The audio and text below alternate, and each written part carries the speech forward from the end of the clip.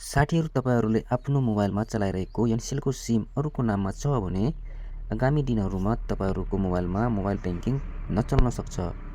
त्यसैको लागि तपाईँहरूले आफ्नो सिम चेक गर्नुपर्ने हुन्छ।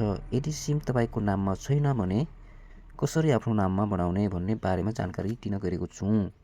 यदि साथीहरू नयाँ हुनुहुन्छ भने च्यानललाई सब्सक्राइब गरी बेल आइकन अन गरिदिनु होला।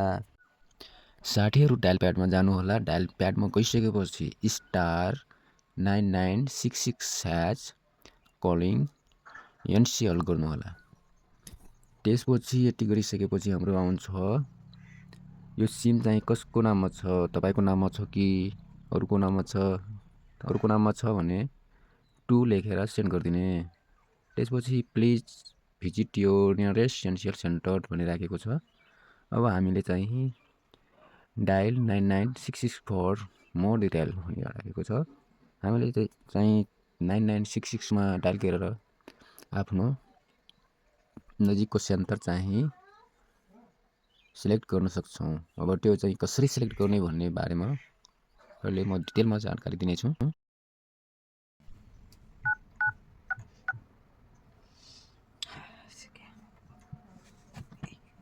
सेवा केन्द्रमा तपाईलाई स्वागत छ।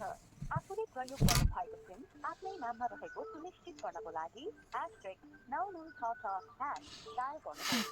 तपाईले प्रयोग गरिरहनु भएको सिम यदि आफ्नो नाममा नभई आफन्तजन वा अन्य चिने जानेको व्यक्तिको नाममा छ भने उक्त व्यक्ति र आफू दुवैजना सक्कली राष्ट्रिय परिचय पत्र वा नागरिकता सहित नजिकैको एन्सर सेन्टरमा गई आवश्यक प्रक्रिया पूरा गरी आफ्नै नाममा दर्ता गर्नुहोस्।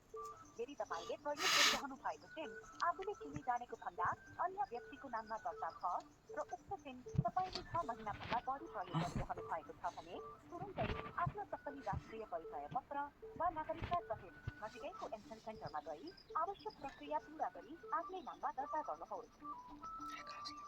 एन्सर सेन्टरका बारे जानकारीका लागि 1 थिच्नुहोस्। देशभर रहेका एन्सर सेन्टरको ठेगाना जान्न प्रदेश 1 का लागि 1 थिच्नुहोस्। प्रदेश 2 का लागि 2 थिच्नुहोस्। प्रदेश 3 का लागि 3 थिच्नुहोस्। प्रदेश 4 का लागि 4 थिच्नुहोस्। प्रदेश 5 का लागि 5 थिच्नुहोस्। प्रदेश 6 का लागि 6 थिच्नुहोस्। प्रदेश 7 का लागि 7 थिच्नुहोस्। अघिल्लो मेन्युमा जानका सुदूरपश्चिम प्रदेशमा 2 वटा एन्सर सेन्टर रहेका छन्। 1. धनगढी कैलाली चौराहा ग्लोबल ब्याङ्क ट्राफिक रोड अगाडि। 2.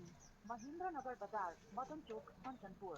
अघिल्लो मेन्युमा जान # र मेन मेन्यु जान # थिच्नुहोस्।